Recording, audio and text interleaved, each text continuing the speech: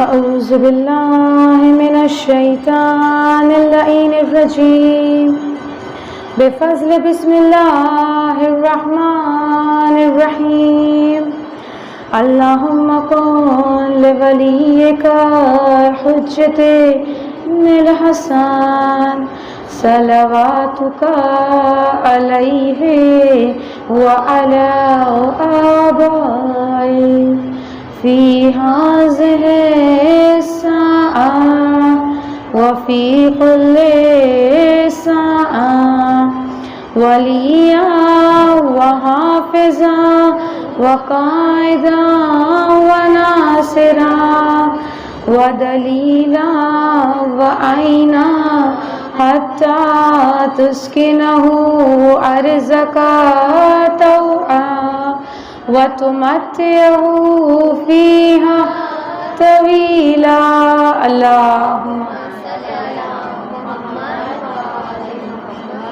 بسم الله الرحمن الرحيم الحمد لله رب العالمين بارئ الخلائق أجمعين فاطر السماوات والأرضين والصلاة والسلام على أشرف الأولين والآخرين خاتم النبيين شفيع المذنبين أبي القاسم محمد صلى الله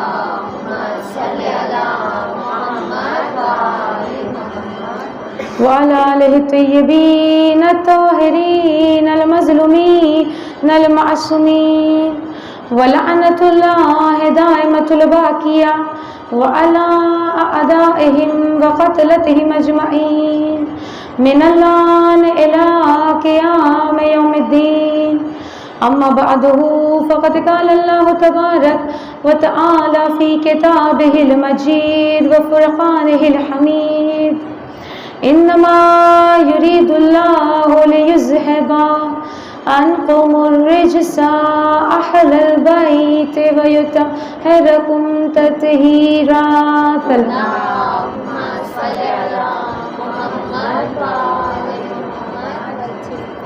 تمہیدی گفتگو آغاز کلام الحمدللہ رب العالمین تمام تر تعریف اور تمام تر حمد و ثنا اس پاک پروردگار کے لیے ہے کہ جو عالمین کا پالنے والا ہے، جس نے ہمیں اس پوری کائنات کو پیدا کیا، وہ پروردگار جو کبھی بھی ہم سے بے خبر نہیں رہتا،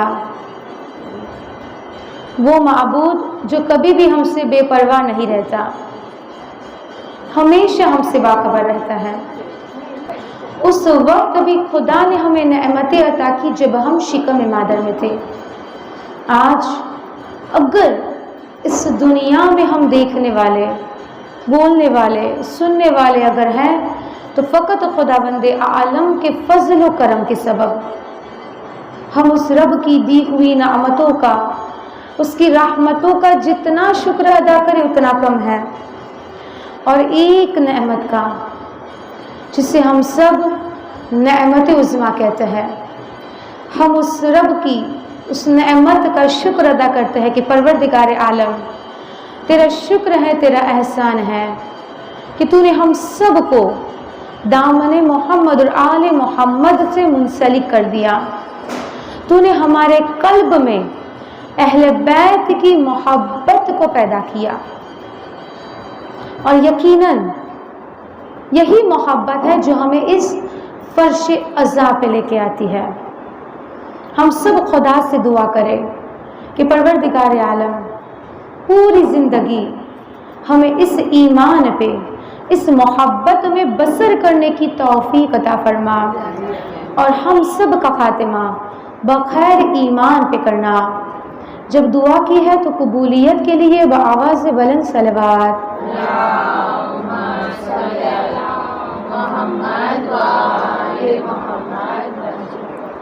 عزیزان محترم، آج بھی مجلس کی ابتدا میں خدا کی حمد و ثنا کو بیان کرنے کے لیے، خدا کی معرفت کو اور زیادہ حاصل کرنے کے لیے میں مولا حسین کی دعا کے چند جملوں کو پیش کروں۔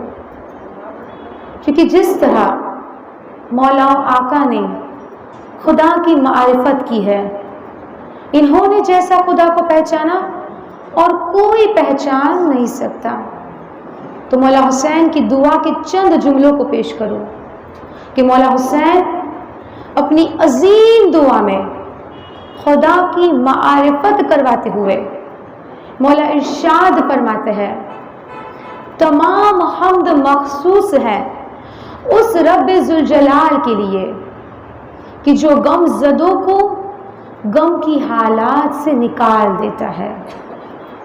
یعنی مولا کہتے ہیں کہ وہی ہے جو غم زدوں کو غم کی حالت سے نکال دیتا ہے۔ خدا کی معرفت کروا رہے کہ پہچانو اس رب کو، کہ نہ صرف یہ کہ وہ غمزدوں کی حالت سے باخبر ہے بلکہ ان کے غموں کو، دکھوں کو دور کر دیتا ہے۔ عزیزان محترم، ہم لوگ انسان کے ایک دوسرے کے ظاہر کو تو جانتے ہیں، لیکن کسی کے باطن میں کیا دکھ ہے، کیا غم ہے، یہ سوائے پروردگار کے اور کوئی نہیں جان سکتا۔ ہمیں نہیں پتا کہ کسی کے قلب میں، باطن میں کیا دکھ ہے، کیا غم ہے، اور مولا حسین کہتے کہ پہچانو اس رب کو کہ وہی ہے جو ہمارے غموں کو دور کر دیتا ہے، ہمیں غموں کی حالت سے باہر نکال دیتا ہے۔ اور مولا حسین کہتے جب خدا کو پکارو مشکل ترین مشکل میں، تو یہ کہہ کے پکارو کہ پروردگارا تو ہی ہے کہ جو ہمارے غموں کو دور کر سکتا ہے، میرے معبود ہمارے غموں کو دور کر دے۔ یعنی مولا حسین ہمیں سلیقہ سکھا رہے ہیں، خدا کی معرفت کروا رہے ہیں۔ اور خدا کیسے غموں کو دور کرتا ہے، ایک روایت بیان کر دوں۔ کتاب انسانی ساز واقعات، اور اس کتاب میں یہ روایت ہے کہ ایک شخص تھا جس کا نام تھا صاحب بن عبادہ۔ یہ بیان کرتا ہے کہ اس کی ماں نے بچپن سے یہ عادت ڈال دی تھی۔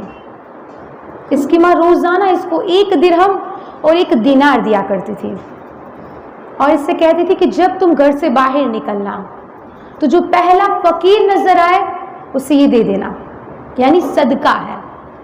اب ماں نے بچپن سے یہ عادت ڈال دی ہے، اور جب وہ گھر سے باہر نکلتا تو وہ 1 درہم اور 1 دینار لے کے گھر سے باہر نکلتا، پہلا فقیر نظر آتا اسے یہ دے دیتا۔ اب عزیزو وہ اس عادت پہ جوان ہو گیا، اس عادت پہ عمل کرتے کرتے وہ جوان ہو گیا اور اب بڑھاپے کی منزل کو پہنچ رہا ہے۔ لیکن ایک چیز جو ماں نے سکھا دیا، اس کی تربیت میں یہ تھا، اس کی عادت تھی کہ اس نے اپنے غلاموں کو حکم دے رکھا تھا، غلاموں سے کہہ رکھا تھا کہ جب میں سوؤں تو میرے بستر کے نیچے 1 درہم اور 1 دینار رکھ دیا کرو، اور صبح ان پیسوں کو لے کے جو پہلا فقیر گھر کے دروازے کے قریب سے گزرے اسے یہ دے دینا۔ صاحب حیثیت تھا، غلاموں کو حکم دے رکھا تھا۔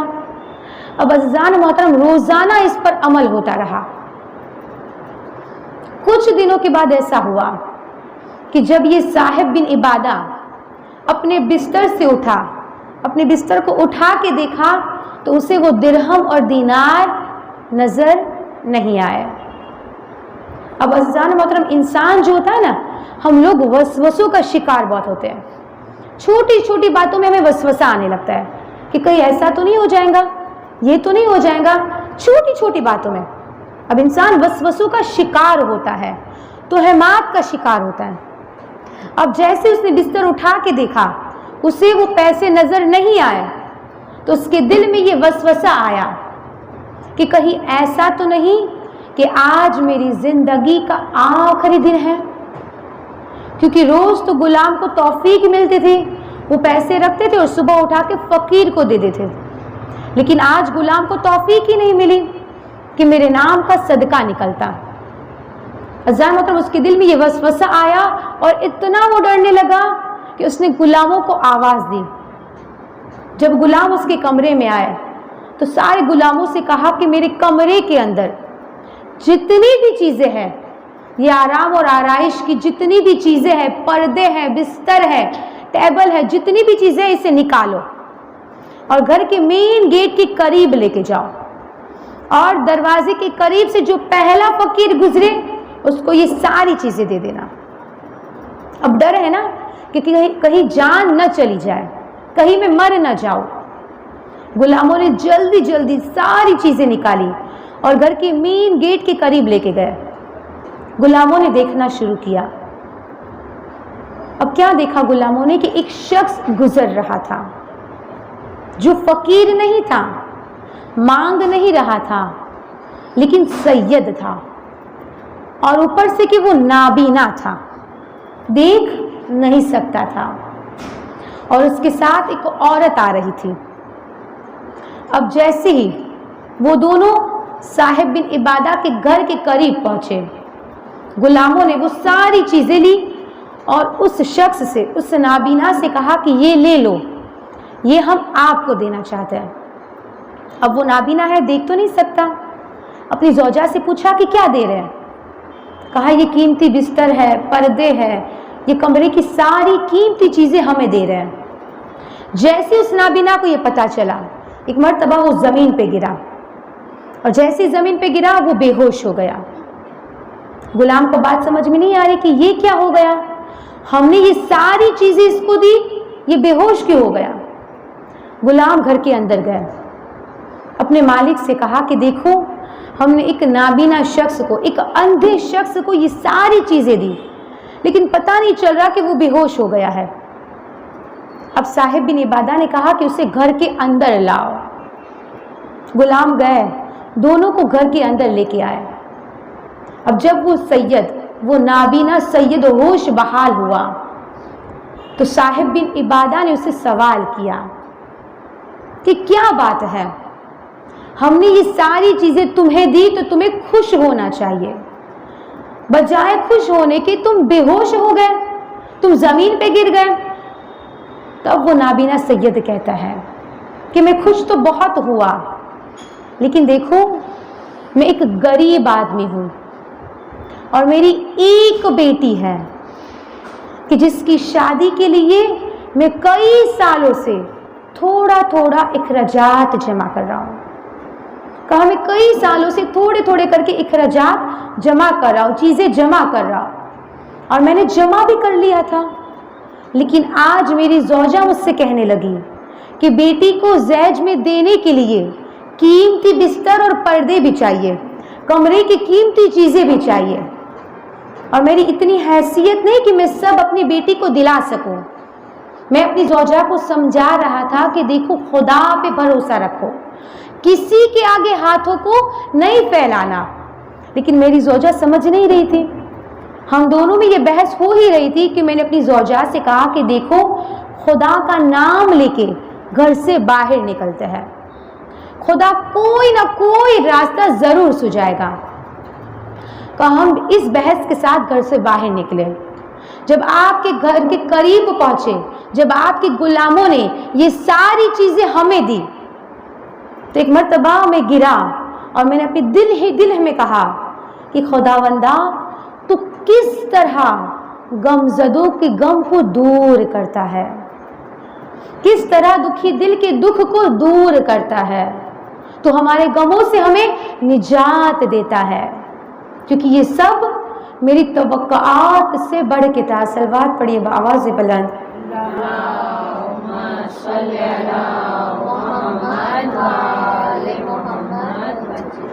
तो अज़ीज़ान मोहतरम, ये खुदा ही है जो हमारे गमों को जानता है, जो हमारे गमों से बाखबर है, और सिर्फ इतना ही नहीं, खुदा हमारे गमों को, हमारे दुखों को दूर भी कर देता है। और खुदा ने ये पैगाम दिया कि किसी के आगे हाथों को ना फैलाओ। वो मशहूर हदीस कुदसी कि जिसमें छठे इमाम सादिक आले मोहम्मद इमाम जाफर सादिक अलैहिस्सलातु वस्सलाम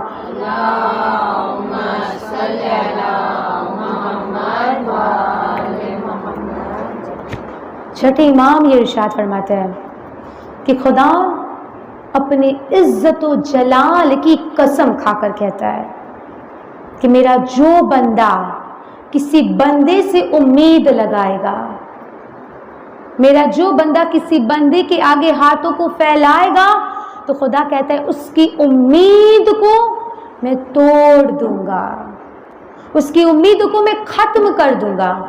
کیا کہہ رہا ہے خدا؟ میرا جو بندہ مجھے چھوڑ کے بندے کے آگے ہاتھوں کو پھیلائے گا اس کی امید کو میں تباہ و برباد کر دوں گا۔ عزیزان محترم، جس کی امید کو خدا ختم کر دے، جس کی امید کو خدا توڑ دے، کیا ہم گنہگار بندوں میں یہ طاقت ہے کہ اس کی امید کو واپس جوڑ سکے؟ کبھی نہیں۔ پھر خدا کیا کہتا ہے کہ میرا جو بندہ پوری کائنات کو چھوڑ کے مجھ سے مانگے گا، میرے آگے ہاتھوں کو پھیلائے گا، تو جہاں سے راستہ نہ بنتا ہوگا میں اس کے لیے وہاں سے راستہ بنا دوں گا۔ عزیزان محترم، خدا کیا کہہ رہا ہے کہ میں اس کے لیے وہاں سے راستہ بناؤں گا جہاں سے راستہ نہ بھی بنتا ہوگا۔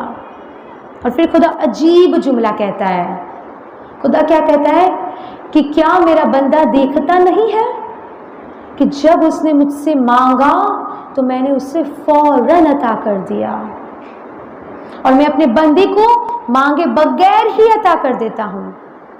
جب میں اپنے بندے کو مانگے بغیر عطا کر دیتا ہوں، جب کل کائنات کا خزانہ میرے ہاتھوں میں ہے، تو پھر میرا بندہ دوسروں کے آگے ہاتھوں کو کیوں پھیلاتا ہے؟ عزیزان محترم، یہ احسان ہے محمد و آل محمد کا کہ انہوں نے ہمیں سلیقہ سکھایا ہے کہ خدا سے کس طرح سے مانگتے ہیں، اور جو اہل بیت کے در سے وابستہ ہو جائے، جو اہل بیت پہ بلائنڈ فیتھ کر لے، جو اہل بیت کے در سے اس طرح سے وابستہ ہو جائے کہ اندھا یقین اہل بیت پہ ہو جائے، تو خدا اسے کیا عطا کرتا ہے؟ ایک روایت بیان کر دوں۔ چھٹے امام صادق آل محمد امام جعفر صادق علیہ الصلاۃ والسلام، اللہم صلی علی محمد و آل محمد، چھٹے امام یہ ارشاد فرماتے ہیں کہ چھٹے امام کے زمانے میں ایک شخص تھا جو مولا کا چاہنے والا تھا، اہل جبل میں رہتا تھا، اور وہ جبل کے علاقے سے چھٹے امام کی زیارت کے لیے مدینہ آیا۔ جب مولا کی زیارت کے لیے مدینہ آیا اور جب وہ جانے لگا تو اس نے چھٹے امام کو 10,000 دینار دیے، اور مولا سے کہا کہ مولا ان پیسوں سے مدینے میں میرے لیے ایک گھر خرید لیجئے، ایک مکان میرے لیے مدینے میں خرید لیجئے، تاکہ جب میں دوسری دفعہ آپ کی زیارت کو آؤں گا تو اپنی بیوی اور بچوں کے ساتھ آؤں گا اور میں اس گھر میں رہوں گا۔ وہ صاحب حیثیت تھا، مولا کو پیسے دے کے چلا گیا۔ جب کچھ عرصوں کے بعد جب وہ مولا کی زیارت کے لیے واپس آیا تو اپنے بیوی اور بچوں کے ساتھ آیا۔ مولا نے اسے اپنے گھر مہمان ٹھہرایا۔ ایک بارگی جب چند دن ہو گئے نا تو مولا نے اس سے کہا کہ دیکھ، تو جو پیسے مجھے دے کے گیا تھا تاکہ میں مدینے میں تیرے لیے گھر خرید لوں، لیکن دیکھ میں نے تیرے لیے مدینے میں مکان نہیں خریدا۔ عزیزان محترم، امام ہے نا، امام کو پتا ہے کہ کیا ہونے والا ہے، کیا ہو چکا۔ چھٹے امام کو معلوم تھا کہ اس کی زندگی اب زیادہ نہیں ہے۔ مولا نے کہا کہ تو مجھے پیسے دے کے گیا تھا نا کہ میں مدینے میں تیرے لیے مکان خریدوں، مگر میں نے تیرے لیے مدینے میں مکان نہیں خریدا۔ تو اس نے کہا پھر مولا کہاں پہ خریدا؟ کہا میں نے تیرے لیے بہشت میں گھر خریدا ہے، اور اس کے لیے میں نے تجھے دستاویز بھی لکھ دیے ہیں۔ مولا نے اس دستاویز پہ اپنے ہاتھوں سے یہ لکھا تھا کہ میں نے تیرے لیے بہشت میں وہ گھر خریدا ہے کہ جس کی ایک دیوار رسول خدا کے گھر سے ملتی ہے، ایک دیوار علی مرتضیٰ کے گھر سے ملتی ہے، ایک دیوار حسن مجتبی کے گھر سے ملتی ہے، اور ایک دیوار حسین مظلوم کے گھر سے ملتی ہے۔ مولا نے اس دستاویز کو دکھایا، اس نے فوراً کہا کہ مولا میں راضی ہوں، مولا نے کہا اگر تو راضی ہے تو میں ان پیسوں کو غریب اور سادات میں تقسیم کر دوں. اس نے کہا مولا میں راضی ہوں. پھر مولا نے وہ پیسے لیے اور غریب و سادات میں تقسیم کرا دیے. پھر وہ کچھ دن مولا کے یہاں مہمان رہا اور کچھ دنوں کے بعد وہ اپنے وطن واپس چلا گیا. جب اپنے وطن میں پہنچا ہے تو شدید بیمار پڑا، اتنا بیمار کہ اس کا وقت آخر آ گیا.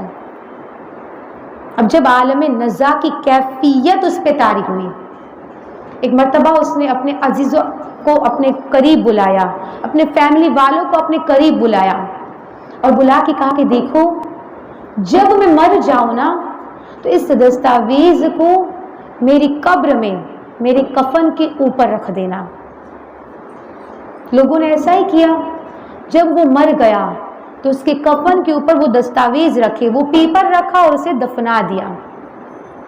اگلے دن جب لوگ اس کی قبر پہ فاتحہ خوانی کے لیے گئے تو وہی دستاویز جو قبر کے اندر تھا وہ قبر کے اوپر ملا. جب لوگوں نے اس پیپر کو لیا تو اس کی دوسری سائیڈ پہ یہ تحریر تھی کہ چھٹے امام نے، صادق آل محمد نے جن چیزوں کا مجھ سے وعدہ کیا تھا خدا نے اس وعدے کو پورا کر دیا.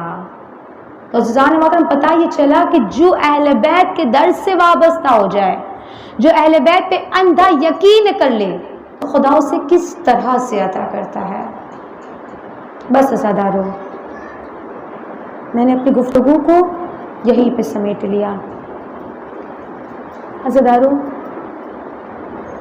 آج 6 محرم ہو گئی ہے. عزادارو، اگر آنسو نہ آ رہے ہو نا، اگر آنکھوں سے آنسو نہ آ رہے ہو تو اہل بیت سے جو آپ کو خاص دعائیں مانگنی ہے نا، مولا حسین سے جو آپ کو خاص دعائیں مانگنی ہے، تو ان دعا میں یہ ایک دعا بھی شامل کر لینا کہ پروردگارا مجھے حسین کے غم میں رونے کے لیے آنسو عطا کر دے.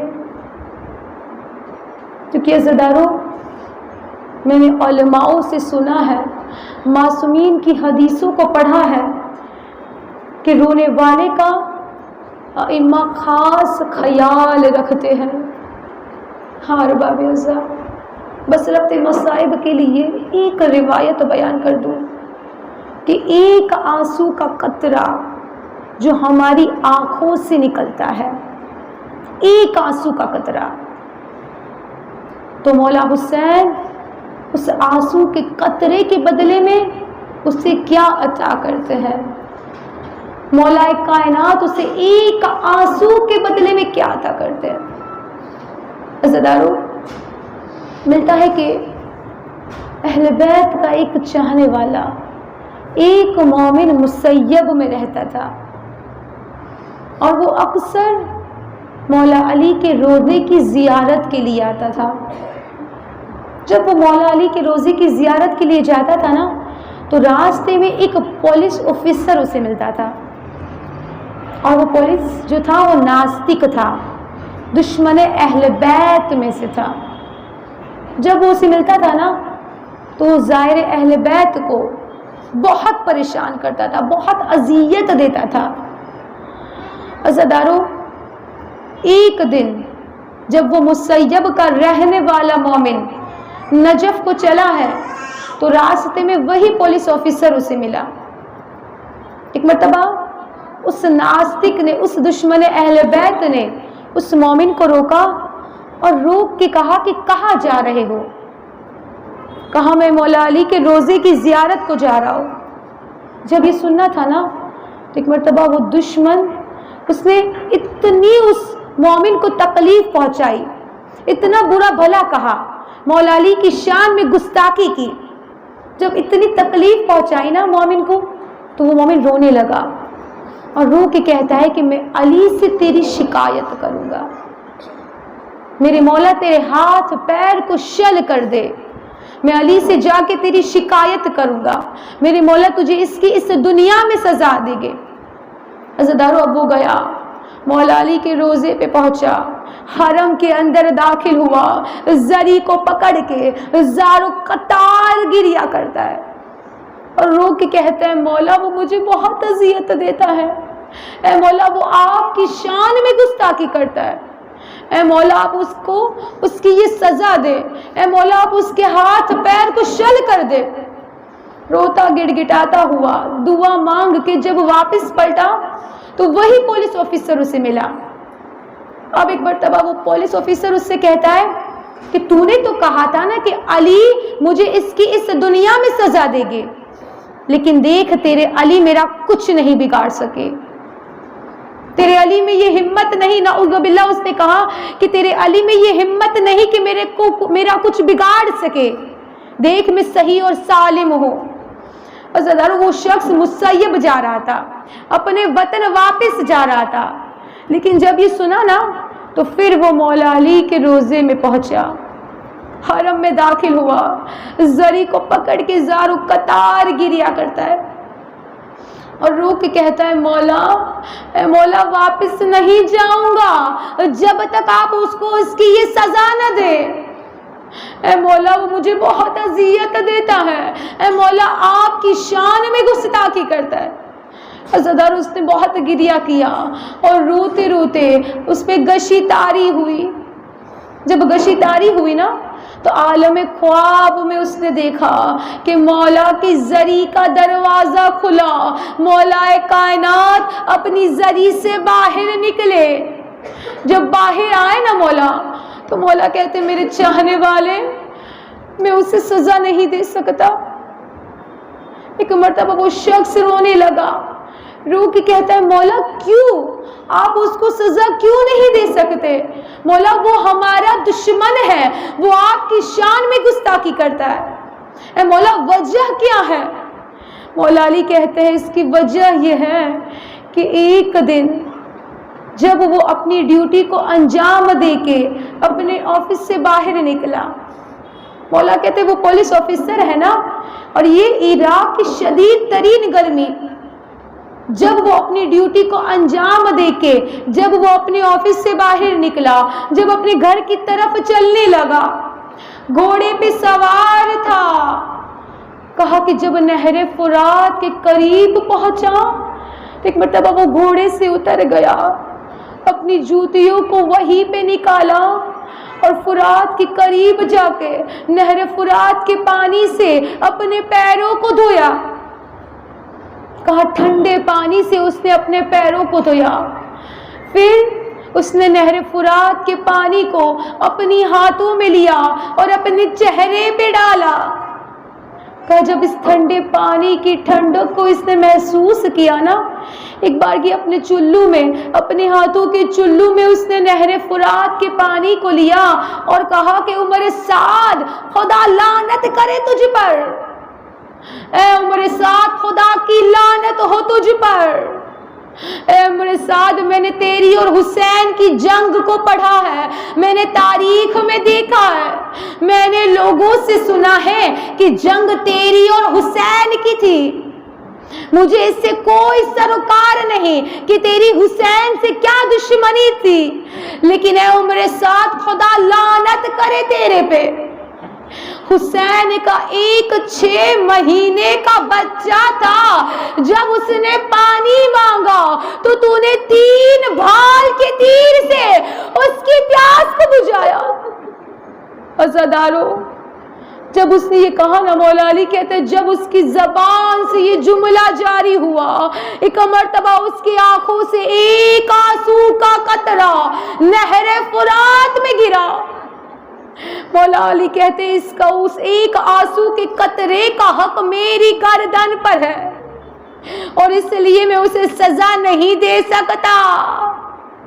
عزادارو تصور کرو، ہم تو بچپنے سے اس فرش عذاب پہ بیٹھ کے گریا کرتے ہیں، آنسو بہاتے ہیں، ذرا سوچئے ہمیں ہمارے مولا کیا عطا کریں گے۔ عزادارو یہ مسلسل رونا ہمارا کام نہیں ہے، یہ مسلسل رونا سید سجاد کا کام ہے۔ عزادارو میرے مولا 35 سال تک روئے ہیں. جب پانی آتا، جب وضو کے لیے پانی آتا، مولا زارو قطار گریا کرتے. جب کھانا آتا مولا رونے لگتے. ایک بار کی منہال نے سوال کیا، مولا کیوں اتنا روتے ہو؟ عزادارو مولا روتے اور کہتے منہال یعقوب کا ایک یوسف آنکھوں سے دور ہو گیا تھا. اے منہال یعقوب اتنا روئے تھے کہ آنکھیں سفید ہو گئی تھی. اے منہال میرے تو ایک دن میں 18 یوسف اس دنیا سے چلے گئے. اے منہال ایک دن میں میرے گھر سے 72 جنازے اٹھ گئے. اور منہال تو کہتا ہے میں کیوں نہ روؤں؟ عزادارو جب ہم رونے لگتے ہیں نا، بہت زیادہ گریا کرتے ہیں نا، تو وہ 4 سالہ بچی ہمیں دیکھتی ہے، دروازے کے قریب جاتی ہے، اپنے بھائی سجاد سے کہتی ہے، وہ بھائی جو ہماری جوتیوں کے قریب کھڑا ہو کے عزاداروں کا استقبال کرتا ہے، اپنے اس بھائی کے شانے کو ہلا کے کہتی ہے بھیا یہ کس کو رو رہے ہیں؟ عزادارو یہ جملہ سنتے ہی مولا سجاد کہتے ہیں سکینہ یہ ہمارے مصائب پہ گریا کرتے ہیں. اے سکینہ یہ ہماری مظلومی کو یاد کر کے روتے ہیں، یہ ہمارے بابا پہ گریا کرتے ہیں. یہ جملہ سنتے ہی جناب سکینہ کہتی ہے بھیا اے کاش کہ یہ کربلا میں ہوتے تو میرے بوندے نہ چھینے جاتے. اے بھیا میرے بابا پہ خنجر نہ چلایا جاتا. ہار باب عذاب رونے کے لیے آمادہ ہو گئی. عزادارو آج 6 محرم کی شب آ گئی، آج 6 محرم کا دن آ گیا. عزادارو مولا حسین تاریخ یہ بتاتی ہے کہ جب مولا حسین کربلا کے بن میں تنہا رہ گئے، ایک مرتبہ مولا لشکری یزید کے سامنے آئے اور مولا نے کہا حل من ناصر ینصرنا، ہے کوئی جو اس غریب کی مدد کو آئے. عزادارو مولا کے سب جانثار شہید ہو چکے ہیں. ایک بارگی جیسے ہی مولا نے آواز استغاثہ بلند کی، بی بی ام رباب کے خیمے سے رونے کی صدائیں بلند ہوئی. عزادارو مولا حسین پلٹ کے بی بی ام رباب کے خیمے میں آئے اور سوال کیا بہن زینب کیا بات ہے؟ اے بہن ابھی یہ حسین زندہ ہے، اے بہن یہ گریا کیسا ہے؟ عزادارو بی بی زینب نے کہا بھیا اے بھیا جب آپ نے رونے کی صدا، جب آپ نے آواز استغاثہ بلند کی تو علی اصغر نے اپنے کو جھولے سے گرا دیا. اے بھیا علی اصغر کسی کی آغوش میں نہیں آ رہا. ہار باب ازا میں ہاتھوں کو جوڑ کے عرض کروں مولا اے مولا شاید علی اصغر یہ کہنا چاہ رہے ہیں کہ بابا میں بہت چھوٹا ہوں، اے بابا میں قدموں پہ چل کے تو نہیں جا سکتا، اس لیے اس جھولے سے گر کے بتا رہا ہوں کہ بابا ایک مجاہد باقی ہے. اے بابا مجھے آ کے لے جائیے. ہار باب ازا تاریخ یہ بتاتی ہے کہ 3 دن کی بھوک اور پیاس کے سبب بی بی ام رباب کا دودھ خشک ہو چکا تھا. اور عزادارو جناب علی اصغر کتنے پیاسے تھے معلوم ہے، میں نے عرض کربلا پہ علماؤں کی زبان سے سنا ہے. عزادارو ایک ذاکر بیان کرتے ہیں کہ علی اصغر اتنے پیاسے تھے کہ اگر کسی مچھلی کو پانی سے باہر نکال کے زمین پہ ڈال دیا جائے تو وہ مچھلی کیا کرتی ہے؟ بار بار اپنی زبان کھولے گی، بار بار بند کر دے گی، تڑپ کے رہ جاتی ہے، سانس نہیں لے پاتی. عزادارو وہ عالم بیان کرتے ہیں عرض کربلا پہ وہ جناب علی اصغر کے مصائب پڑھتے ہوئے یہ کہتے ہیں کہ علی اصغر اتنے پیاسے تھے کہ بار بار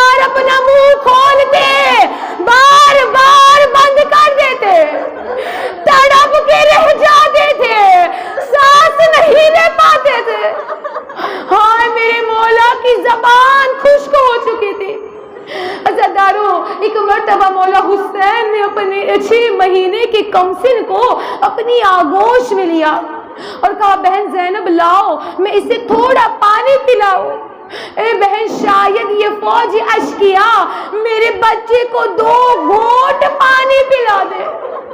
میں کہوں جس کا دادا ساقیے کوثر ہو, جس کے دادی کے حق مہر میں یہ پورے کائنات کا پانی ہو, آج اسی کا پوتا 2 گھونٹ پانی کے لیے ترس گیا ہے. عزادارو مولا حسین نے اپنی گود میں اپنے ننھے پھول کو لیا. جب جانے لگے نا عزادارو ماؤں کا دل ہے نا, یقیناً میرا باپ اس فرش عذاب پہ آ گئی ہوگی. عزادارو پرسہ دیجیے اس ماں کو. عزادارو ایک مرتبہ بی بی میرا باپ قریب آئی اور قریب آ کے کہتے ہیں آقا مجھے کچھ لمحوں کے لیے میرے بچے کو میری آغوش میں دے دو. عزادارو ماں کا دل ہے نا, ایک بارگی اپنے 6 مہینے کے پھول کو اپنی آغوش میں لیا. بی بی ام رباب اپنے خیمے میں چلی گئی. عزادارو جب کچھ دیر کے بعد جب بی بی خیمے سے باہر نکلی نا تو مولا نے کیا دیکھا کہ علی اصغر کے بال سوار دیے ہیں, کرتے کو تبدیل کر دیا ہے, کمر پہ پٹکا باندھ دیا ہے. شاید وہ ماں یہ کہنا چاہتی ہے اے آقا صبح سے جو بھی میدان میں گیا واپس نہ آیا. اے آقا میں اپنے اس مجاہد کو سوار کے سجا کے میدان میں بھیجوں گی. ہائے باپ ازا, بی بی ام رباب نے سجا کے سوار کے اپنے بچے کو مولا حسین کی آغوش میں لیا. عزادارو مولا حسین جب خیمے سے باہر نکلے نا وہ کربلا کی تپتی دھوپ تھی. ہائے میرے مولا حسین نے اپنی ابا کے دامن کو اپنے بچے کے چہرے پہ ڈالا. چاند سا بچہ ہے. عزادارو بس میرے مولا حسین میدان میں آئے, لشکر یزید کے سامنے آئے اور ایک بارگی مولا کہتے ہیں اے ظالمو تمہاری نظر میں گنہگار ہوں, لیکن اے ظالمو میری اس 6 مہینے کے بچے نے تو کچھ نہیں کیا نا. اے ظالمو اسے 1 بوند پانی پلا دو. عزادارو کوئی آگے نہیں بڑھا. ہائے میرے مولا حسین نے ایک بارگی ظالموں سے کہا ظالموں اس کی ماں کا دودھ خشک ہو چکا ہے, ارے اسے 2 گھونٹ پانی پلا دو. عزادارو 2 گھونٹ پانی کے لیے جناب علی اصغر تڑپ گئے ہیں. عزادارو بس ایک بارگی مولا حسین نے کہا ظالموں تمہیں یہ لگتا ہے کہ اس بچے کے بہانے یہ حسین پانی پی لے گا, تو اے ظالموں یہ لو میں اس بچے کو زمین کربلا پہ لٹائے دیتا ہوں. عزادارو قیامت کا منظر ہے, وہ جلتی زمین پہ مولا نے اپنے 6 مہینے کے چاند کو رکھا, لیکن ہائے کیسے مسلمان تھے, کوئی آگے نہ بڑھا. عزادارو بس مولا حسین نے کہا علی اصغر اے میرے چاند تو حجت خدا کا بیٹا ہے, علی اصغر اپنی حجت کو تمام کر دے. عزادارو بس مولا علی اصغر نے اپنی سوکھی زبان کو اپنے ہونٹوں پہ پھیرنا شروع کیا. یہ منظر دیکھنا تھا کہ لشکر یزید منہ پھیر کے رونے لگا. عزادارو ایک بار کی عمر سعد نے دیکھا کہ یہ لشکر تبدیل ہو جائے گا. عمر سعد نے صدا دی ہوئے مولا حسین کے کلام کو قطع کر دے. عزادارو بس قیامت کا منظر ہے, ہوئے مولا نے 3 بال کا تیر, وہ تیر جس کے 3 سرے ہوتے ہیں جو میدان میں گھوڑوں کی گردن کو توڑنے کے لیے استعمال ہوتا ہے, بس اس ظالم نے 3 بھال کے تیر کو کمان میں جوڑا. عزادارو قیامت کا منظر ہے. اگر ہمارے بچوں کو کہیں پہ چوٹ لگ جائے تو ماں کتنی تڑپ جاتی ہے. عزادارو اس چوٹ کو ماں محسوس کرتی ہے کہ ہاں میرے بچے کو چوٹ لگ گئی. لیکن عزادارو بیوی میرا باپ قیامت کا منظر ہے کہ 3 بھال کا تیر 6 مہینے کے بچے کے گلے پہ چلا. ہائے اس 6 مہینے کے کم سن کا گلا ذبح ہو گیا. ہائے مولا علی اصغر اپنی باپ کی آغوش میں تڑپتے رہ گئے. ہائے وہ 6 مہینے کا بچہ اپنی باپ کی آغوش میں شہید ہو گیا. عزادار مجھے نہیں معلوم کہ اس ماں نے اپنے 6 مہینے کے بچے کو اس حالت میں کیسے دیکھا ہوگا. سلام ہو کربلا والی ماں پہ کہ جو تب بھی سجدے میں جا کے خدا کا شکر کرتی رہی. لعنت اللہ علی القوم الظالمین. انا للہ و انا الیہ راجعون. اعوذ باللہ من